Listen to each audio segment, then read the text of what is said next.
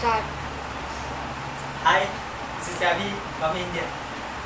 Today I want to say a message upon something about harvest. So what I'm going to say about harvest, I'm going to teach you something dynamic things about the harvest today.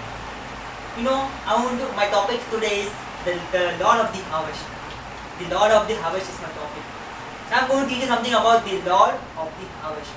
The word of God says in Matthew chapter 9 verse 36 that the harvest is plentiful.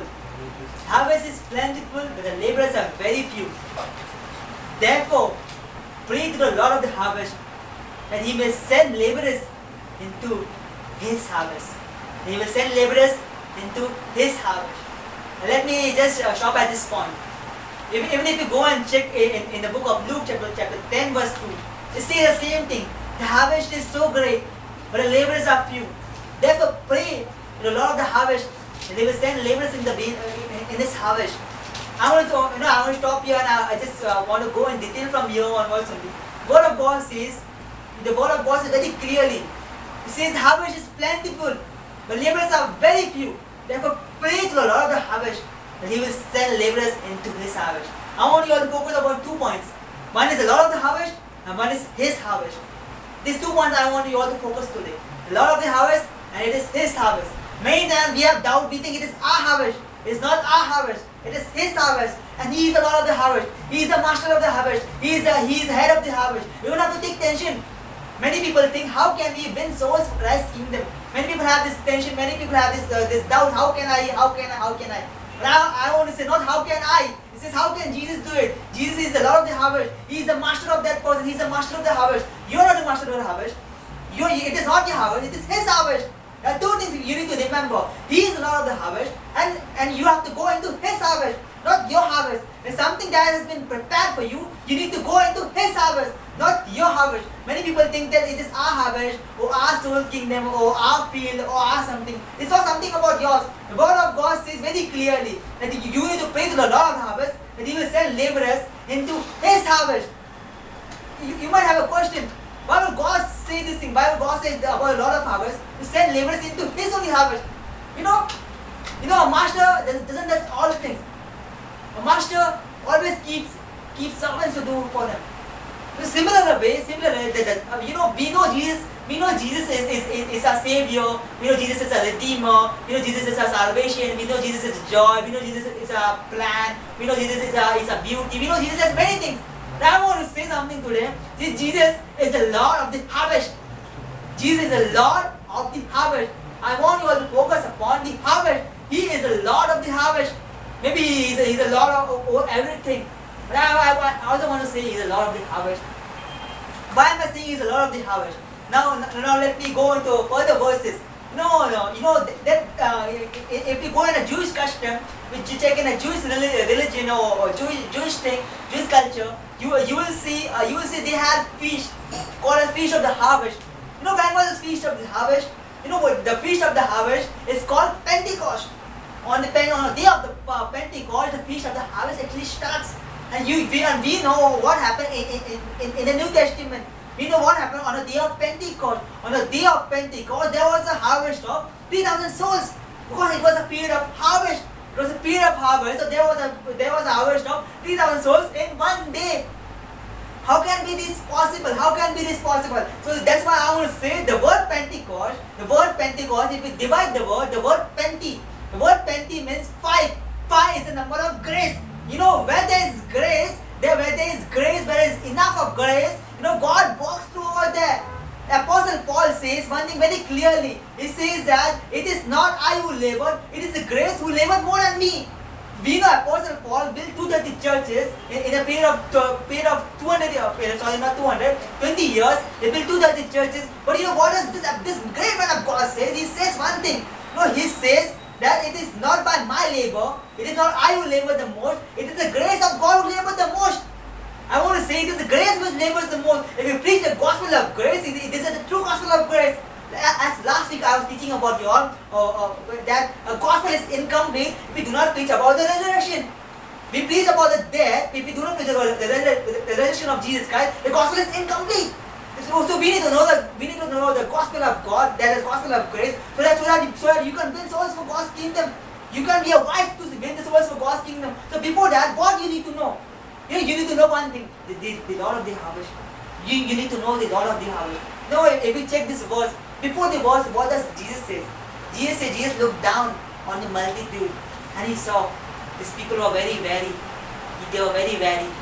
They were very tired. He saw Jesus look down and saw these people were very tired and said they are having no shepherd. Word of God says he had compassion on them. So he had compassion on them. Secondly, he saw them that there was no shepherd over there. I'm going to tell you, I want you all to focus on these two things. One is compassion and one is shepherd. You all have a shepherd as people of God. It is not that you need to be a pastor to have a shepherd's heart. You all have a shepherd's heart. You all have a shepherd's heart. You all have that. You don't have to say, I'm a pastor, I'm very tired, I'm a pastor, I can only preach. No. You all have a shepherd's heart. The shepherd heart is inside you.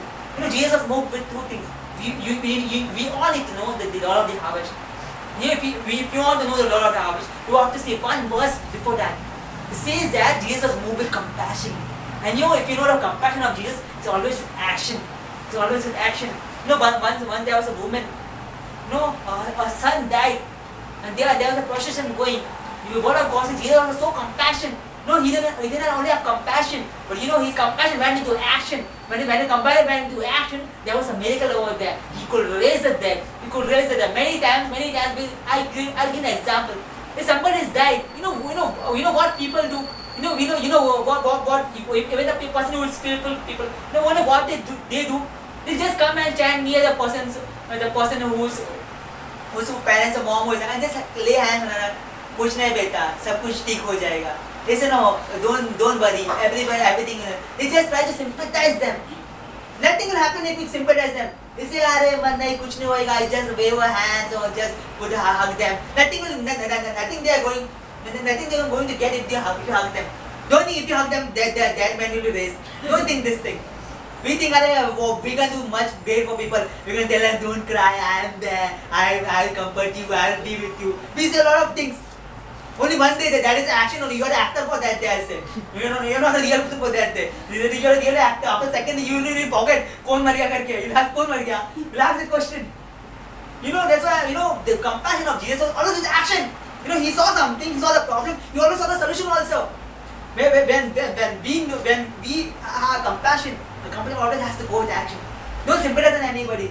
चलता है, होता है, कोई बात नहीं. हम लोग को भी माफ करता है. हमारा भी माफ करता है, हमारा भी जाता है करके. हमको भी जाना है. इसीलिए करता हूँ. There are many dialogues people create. People say, don't worry, God is with you. Don't worry, God is with you. That person also knows God is with you. But you know what we need to do those times? What we need to do? We know that thing. So you must know next time I think you have a problem. Whether we should go for funeral or whether not to go for funeral. This is not a question. I'm just elaborating with the truth. I'm just telling your compassion always has to be in action. We need to know the Lord of the harvest. We need to know the Lord of the harvest. Only when we know the Lord of the harvest, that He was a man with compassion. That compassion can make Him move. That compassion can make us move. That compassion make us compel us to go. The word of God says, the harvest is plentiful, the laborers are few. Therefore, pray a lot of harvest, that He will send laborers into the vineyard. If you check this verse in the Greek, what does it say? It says, you pray for a lot of harvest, that He will cast. That He will cast the laborers in the vineyard. He will push the laborers in the vineyard. He will make them go in the vineyard. This is what the word of God says. It looks very, very good when you say that we only need to go. But the word of God says we need to cast them. We need to eject them. How injection? No. The word of God says that thing. This is the original Greek. It says that the harvest will be plentiful. Laborers are so few. So what we need to do? Pray for a lot of harvest, that He will eject. That He will cast these laborers into the vineyard, because the laborers, they are sleeping. The most of the laborers, they are sleeping. They know what to do, but they are sleeping. The God says that I need to cast them. You need to pray that they should be cast. Again, there is some man of God. You know, he was sleeping. So I'm praying at night. God, you cast this man. Right now, wake him up. God, right now, let him go and preach. You know, this is a way God says. You need to be very jealous when you pray also. You need to be, therefore Bible says, pray you to the Lord of the harvest. He will send laborers in the vineyard. What does this mean?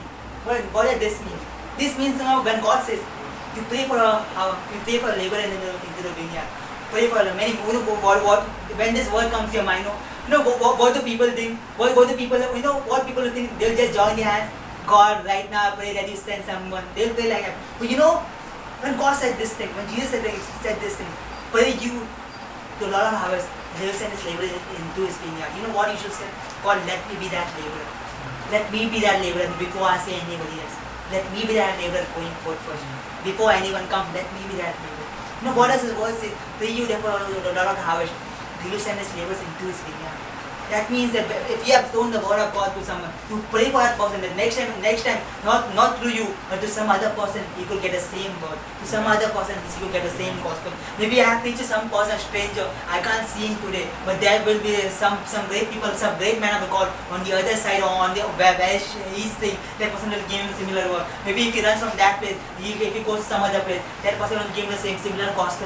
That is what God wants. That is what God is looking at. You do your simple task. Don't think this is very, very, very hard. How can I do? It's very impossible. No, nothing is impossible. I say people, nothing is impossible. We need to know the Lord of the Harvest first. We need to know Him. We need to know that He was a man of compassion. So we need to be a man of compassion. I always say, as Jesus is, so I am in the world. Jesus had heart for compassion for people. I also have the same thing. Jesus was a man of shepherd, a shepherd for God's people. Today I am the same. Don't think a shepherd has to be only a pastor. Even you can be a shepherd. You can be a shepherd right now today. You can be a man of compassion right today, right now. You don't have to be a man of compassion for 10 years, 20 years, 30 years. You can be I always say, don't sympathize, but have compassion with action. Have compassion when you feel, I need to give this gospel. I need to give it. You just go run behind this person. The evangelist Philip. I was just thinking about the evangelist. I don't know how this word of God is written. I don't know. I was thinking once. The evangelist Philip, there a chariot running. I don't know how fast he was running. Maybe many times the chariot he used to run so fast. I don't know how fast. Philip was continuing with him, but he had a zeal. He had one thing that he need to give the gospel to this guy. When you have this zeal, when you have, I want to give the gospel, you will go behind him. You will not leave him. You say, I will preach. I wouldn't stop. I'll give a testimony of something of my life. Whenever I used to preach a word of God to some person, always there was one hindrance in my life. A person always used to come and say for me, you're preaching only Jesus and something. Why are you preaching Jesus? I don't like it. And he used to disturb a lot of things. But today I was just sitting with him in the bus. I just opened the same message what I was going to teach him. And then there was a discussion going between me and him. Just before someone 2 days before someone told for me, this is a man God is looking at killing for. This is a man God wants you to give something to this man. I said this to this man. I am preaching something about Jesus. He said, I believe only one God, only one. I said, yes, you believe one God. But I said for him one thing. The day I will be honored, I want you to be over there. So he said, I don't know what happened. He said, the day you become pastor, I will be over there. I don't know from where he said the pastor. I never knew that he ever knew that I was a pastor or something. He said, the day you be honored as a pastor. He said the day you be honored, I will come over there to see for you. I'll wait for that day. Even he is waiting for that day. I believe, the day I'll be that day you will be saved. I believe that thing. So this is just a testimony. I just focus on that person because I knew he will listen to it this time because this is a right now time. Right now, God is just moving here and there. God is just walking out of salvation in and out. You don't have to take it in what I am doing. God is more interested. You see, whenever you say love person, why this person not saving himself, not being saved? But I am going to tell you, God is more interested than you. Don't think you might be interested only 10%, but God is interested 100% in that person. But why this word of God is not being reached? Just because you are not preaching. I'm not focusing that you go. No, but I'm saying you go as Jesus sent his disciples. You go as Jesus sent his disciples. Go in a manner where Jesus sent his disciples. Don't go like, yeah, I know everything. You go as a humble man of God. You will do great wonders with God.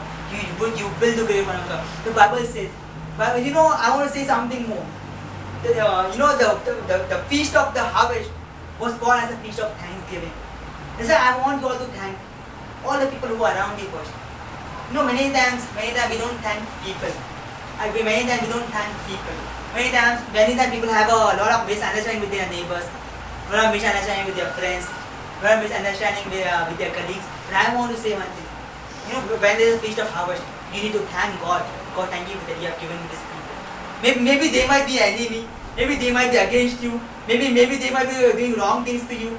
Maybe you might not be feeling comfortable to them, but the feast of harvest was something called as a feast of thanksgiving. Feast of thanksgiving. Before the harvest came, before they ripe all the crop, he always gave thanksgiving. In a similar way. Before you feel that whom should I preach, you thank God for all these people. You thank God for your neighbors. You thank God for your colleagues. You thank God for your classmates. You thank God for your colleagues. Maybe they might be troubling you a lot. Maybe they might be disturbing you a lot. Or maybe they might be making you angry day and day night. But the word of God says, you pray, you just thank God. God, you have given me that. When you say this word, God, I believe you have given me them, your mouth has spoken something that will go for first. The grace will go first, and the grace is going to make a way for you. Paul, as Apostle Paul said, it is not me who labored, it is the grace of God which labored more than me. That's why I'm focusing. You speak the message of grace wherever you are. Wherever you go, you speak the message of grace. Be a man full of grace, full of you in Jesus, a man full of grace and truth. You be a man full of grace and truth. What Jesus is, so are you in the world. As He is, so are you in the world. He is good, and you are good. You have to see whether I am good or not. Bible says, as He is, so I am in the world. As He is good, so I am good. As He is holy, so I am holy. As He is righteous, so I am righteous. So I don't need to focus on what people say about me. I need to just be focused upon what God says about me. God says, you are righteous, my child. Amen. You are righteous, my child. This is what God says. We need to know what God says. We don't need to see what people say. We need to say what God says. People might pressurize you, but God will always compel you to preach. The word of God says that the love of God compels you. It makes you move. It doesn't push you, but it makes you move the word of God. It makes you preach the word of God. This is what the word of God says. You need to, first thing I want to tell you. Just today if you go home, just have to thank God for the people who are around you. Maybe they might not be your friends. Maybe they are doing a lot of harm to you. Maybe they might be not comfortable with you. But you pray for all these people. Maybe your colleagues, maybe your friends, maybe your classmates, maybe your family person, maybe your relatives, maybe it may be anybody. I do not know what's going with your life. You need to pray. You need to pray that God, I just thank you, God, that you have given me these people. God, just thank you. God, just thank you that you have given me these 12 people. God, just thank you. Your thank God is very important. But when Jesus thanked, there was always a miracle. When Jesus thanked, there were 5 loaves became 1,000 doses. When Jesus thanked, he could raise the Lazarus from death. So in the same way, if you thank, why can't 1,000 people be saved? Why can't 1,000 people be saved? You just start to thank God. Okay, the problem is we are not thanking God. We are not thanking God. Now let me go much deeper into this word of God. On a day of Pentecost, on a day of harvest, there was always a remembrance, there was always a memorization of a chapter called Ruth. If you go to the chapter of Ruth, you will say Boaz was a man of harvest.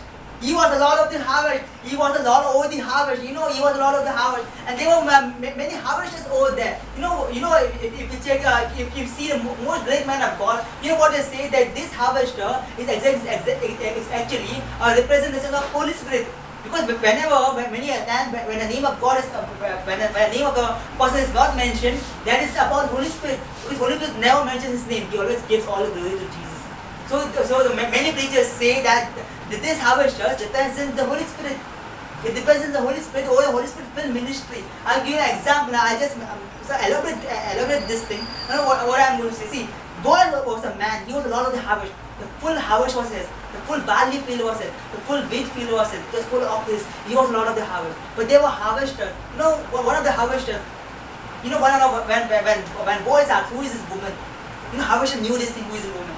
Harvester told that this woman is Lord. Moabite or something, someone who is outcast, someone who is condemned. This is the ministry of the Holy Spirit. We people have to be harvesters. Who can be a harvester? Harvester can be that person who is full of Holy Spirit. We need to be a person filled with the Holy Spirit. Our ministry need to be a Holy Spirit filled ministry. Our ministry shouldn't be a ministry filled with myself ministry. It should be a ministry filled with Holy Spirit filled ministry. When you are a harvester, like a Holy Spirit filled ministry, you can introduce Jesus to any roots. You can introduce Jesus to any person who does not know about Jesus Christ. You can introduce Jesus to any person. Because the harvester introduced about Ruth to Boaz. This is the Holy Spirit ministry. We have the Holy Spirit ministry. We can introduce any person, any unbeliever or any person who does not know about Christ to Christ. We are that person who is going to introduce. We are that person who is going to introduce to Christ. In the same way, it is the harvester who introduced this is Ruth. Habash knew everything. In the same way, our spiritual ministry need to focus upon the Gentiles, need to focus upon people who do not know about Jesus, and we need to introduce them to Jesus. This is what Habash did. Just because what Habash did, you know what Ruth got Boaz. Ruth got Boaz. You should always aim for something big. You always aim for something big. When she was just collecting harvest, she was getting a very less harvest. But when she came in front of Boaz, when she rested in front of, when she rested in near the legs of Boaz, she got a sevenfold. She got a sevenfold. When you rest, you got a sevenfold. But I want to tell you something big news. If you are married to Jesus, you will get a full entire field. You get a full entire field. I am focusing upon the entire field. Don't focus only 7 times. Focus upon the full field is yours. When Ruth married Boaz, she got the full entire field become hers. Before only she was just collecting some grains, like some it became only one goni. Secondly, she got after 7 times 7 but the moment she married Boaz, she got the full field. I want to say you. The word of God says that you are the God's laborer. You are the God's field. You are the God's field. What is your field? That you are the God's field. The people who are around you. That is your field actually.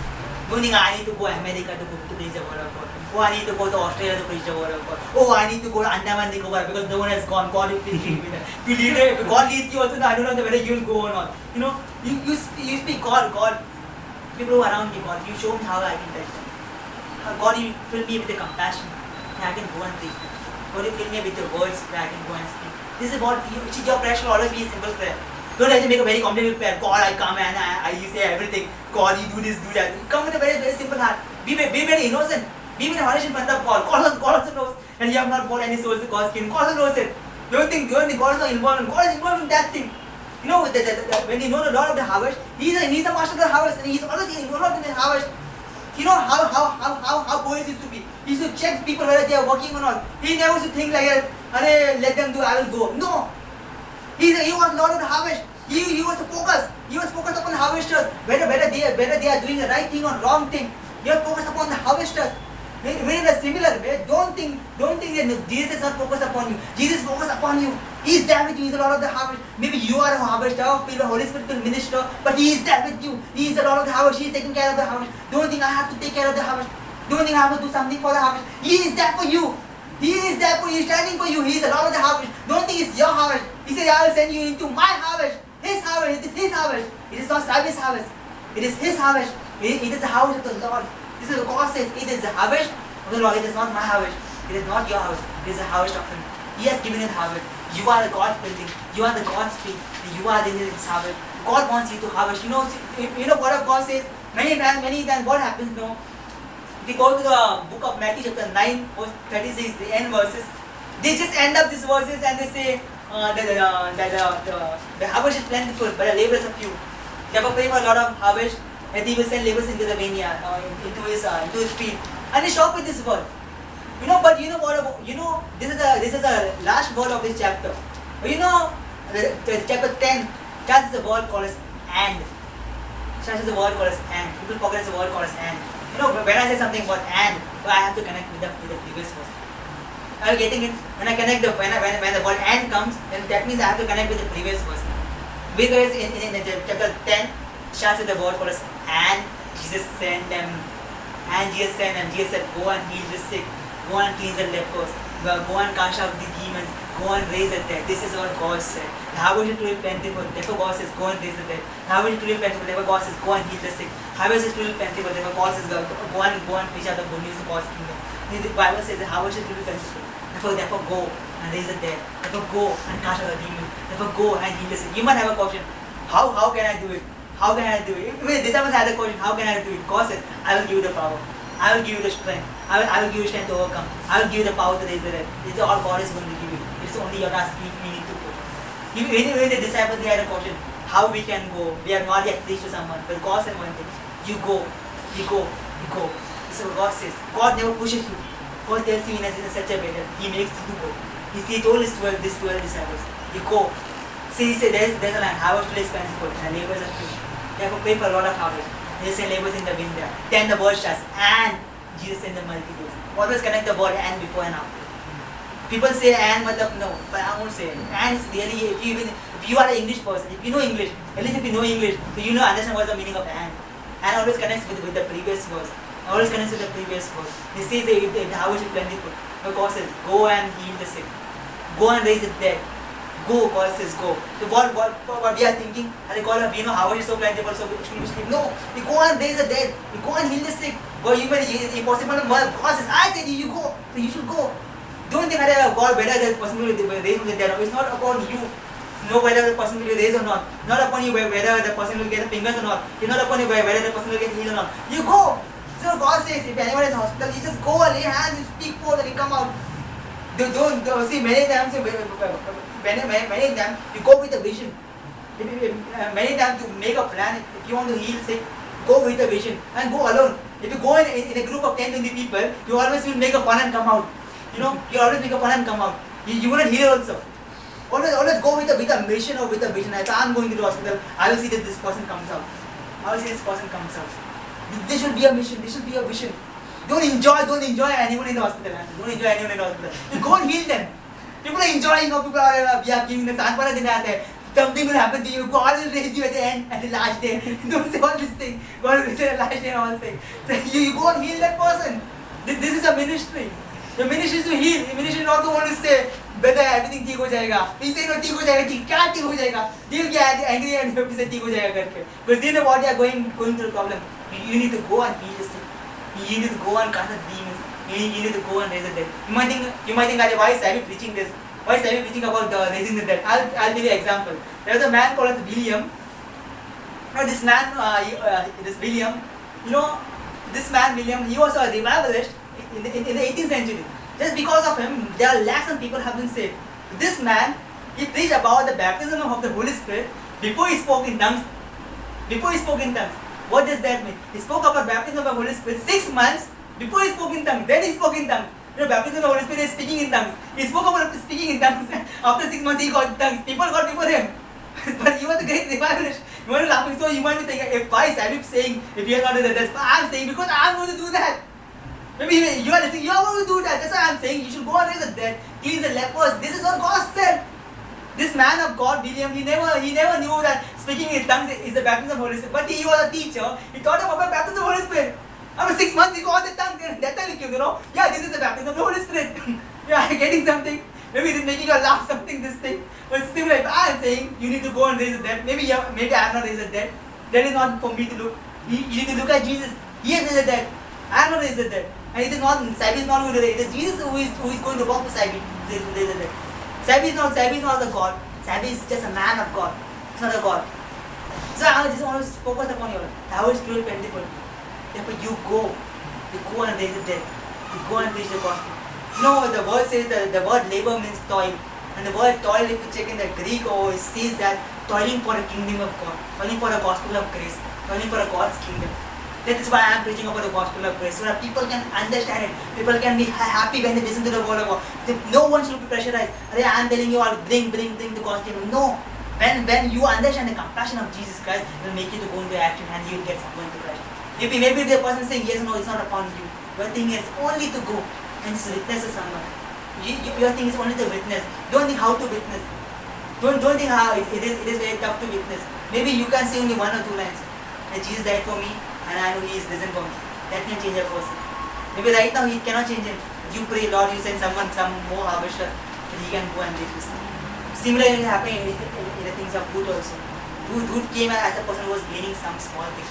Afterwards, she got 7-fold. Afterwards, she got the full free. In the same way, maybe you might be at the time where you're not getting deeper. You might be just reaping a small thing right now. There are many harvesters behind you. There are many harvesters are watching you. They are there to help you out.